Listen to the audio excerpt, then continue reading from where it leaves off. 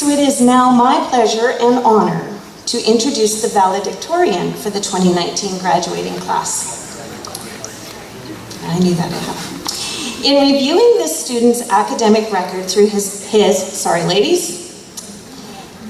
high school years, one thing jumped out at me. This year's valedictorian is a very well-rounded student, not only with strong academic skills, with most core class marks in the 90 to 100% range throughout high school, but also a student who enhanced his course selection with a range of CTS options and off-campus opportunities.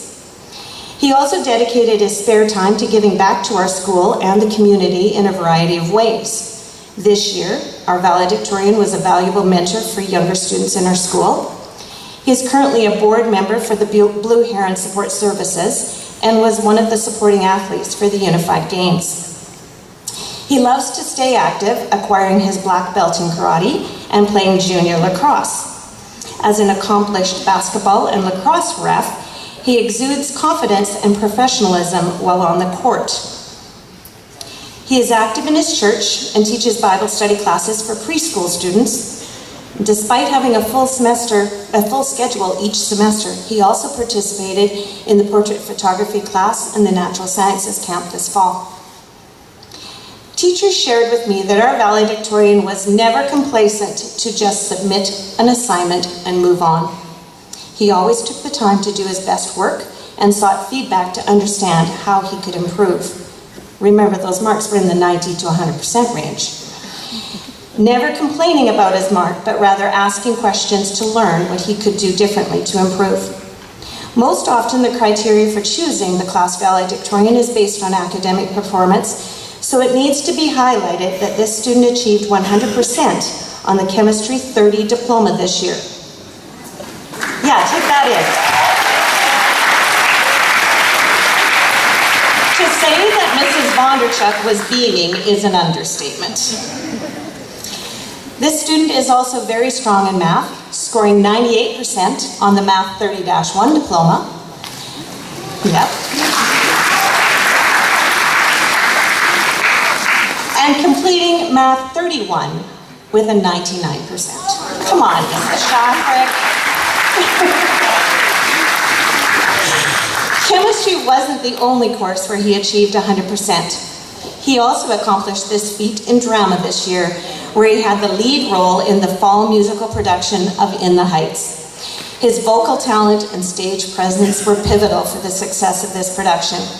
So if you have not figured it out by now, I am very pleased to announce that Elisha Raju is the 2019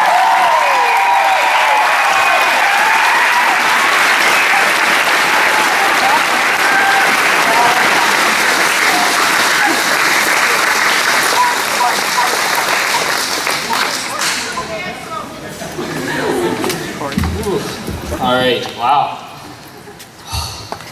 That was really encouraging. Thank you, Ms. Seymour. That was really kind. I think I might need a needle to pop my big head now. So, welcome everyone, faculty and staff, family and friends, and of course the graduating class of 2019. As was mentioned, my name's Elisha, and I get the huge honor and privilege of speaking to all of you as this year's valedictorian. I'd like to start off with some thank yous to those who have helped me and helped all of us get to the place where we are today. I need to thank the school, of course, the principal and our associate principals, but most importantly our teachers who have helped us throughout all our years of schooling. I know Mrs. Shafrick was a big one for me in math, helping me through. And she was always a teacher that could never just tell you the right way to do a question. She would always make you work for it, and I've got to thank her for that.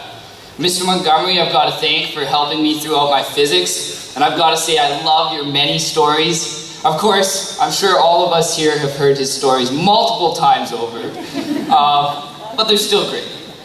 And Mrs. Bonderchuk, I've got to thank you for helping me to get that 100% on my chemistry diploma exam. That was amazing. And there's so many more teachers here that have helped all of us throughout all our schooling and that we owe thanks to, but sadly I don't have time to mention everyone. I'd also like to thank my family, my mom of course, who has supported me and helped me through all my years of schooling and through everything I do. I'd like to thank my siblings who are here, who were always pushing me to do better, and they always challenged me and gave me a standard that I had to reach.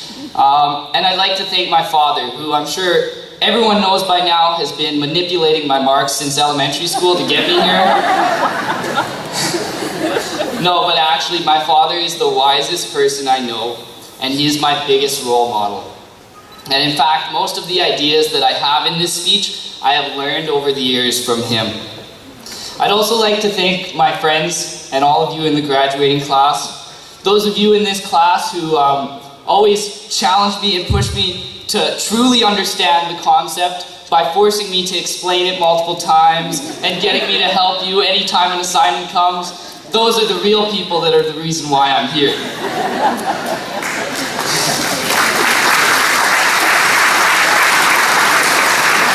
I'd also like to thank the many of you that were my competition throughout high school. There was quite a few that pushed me and challenged me and never allowed me to slack off through the schooling.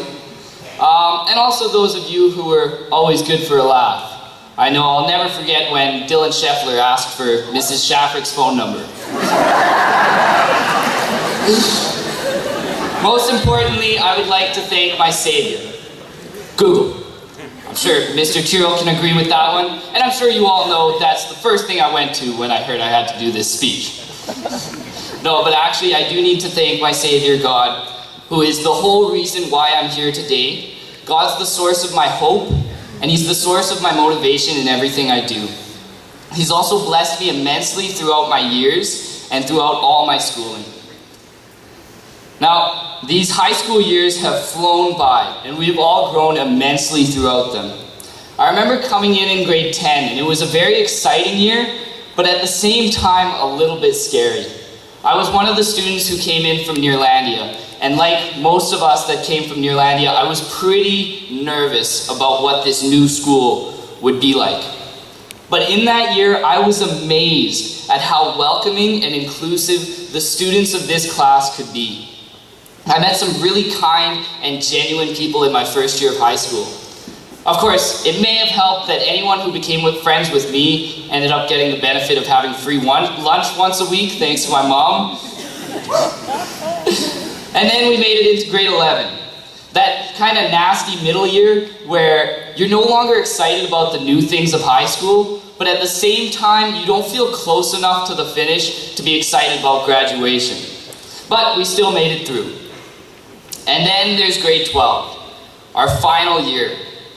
I've got to say, this year has been such a blast. And I feel I've connected with so many of you so well. And I regret those of you that I didn't get a chance to connect with as well as I could have. But all in all, I really think this class is a great community. And now here we are. We made it through to the finish, and we're ready to start the next part of our journey. So when I was going through trying to find what would be a good topic to talk about here, what I wanted to share with you as some insight, the biggest thing that stood out to me that I felt I should say to you is that you have a purpose. As a Christian, I understand that God has a plan and a purpose for my life, and I have value because of that. That's a huge part of my life, and that is what motivates me in everything I do. But I also believe that each and every one of you has a purpose in this life. And every one of you has unique gifts, talents, and abilities that will allow you to achieve that purpose.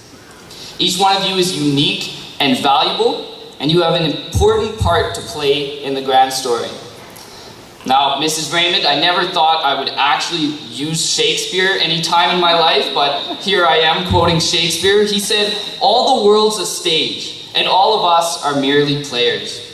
And still along those lines of theater, to quote Mr. Bonema, "There are no small roles, only small actors." So we need to find our role, and remember, just like our grad theme says, no dream is too big. So if you have a dream that you feel you're being called to, go after it. Step out of your comfort zone, and don't be afraid of failure. Woody Allen said, "If you're not failing every now and again, It's a sign you're not doing anything very innovative. I really like this quote, and I found I actually had kind of been using it before I even knew about it, in the area of snowboarding. Whenever I'm snowboarding, I always tell myself, and my siblings have heard this, I tell myself that if I don't fall at least a couple of times on the hill throughout the trip, then I obviously wasn't trying hard enough and I wasn't trying to do enough cool things. Because until we push ourselves to the point that we fall, we don't actually know what our true potential is. And similarly, if we never fail, then we can never determine what in our lives needs to be improved upon. But failure is a scary thing. No one wants to experience failure, so more often than not, we choose the easy road. But that can never lead us to greatness. While I was going through things on the internet, I stumbled across this article that stood out to me, and it was titled, "Why Valedictorians Never Become Rich and Famous." That was a little disheartening. But don't worry, I'll prove them wrong. So this article explained that it's because the school system rewards those who constantly do what they're told and are always following the rules. Whereas life actually rewards those who shake things up and take risks. So we can't live in fear of failure. Instead, we need to step out and try new things. We need to get out of our comfort zone. Connecting with my first point, it's important that you understand and believe that you have a purpose and you have value in order for you to then have the courage to go out and take risks. When you have the courage to try new things, and when you rid yourself of the fear of failure, you will be able to accomplish great things. As we look to our future, it may not always be easy to understand how things are going to work out. But it's important that we have some hope that it will all work out. And if you are able to do that, I believe you'll be amazed at how each experience, moment, and failure in your life shapes you and molds you into the person you were meant to be. I'd like to conclude by congratulating the grad class of 2019 and telling you what an honor it's been to go to school with you for these past few years.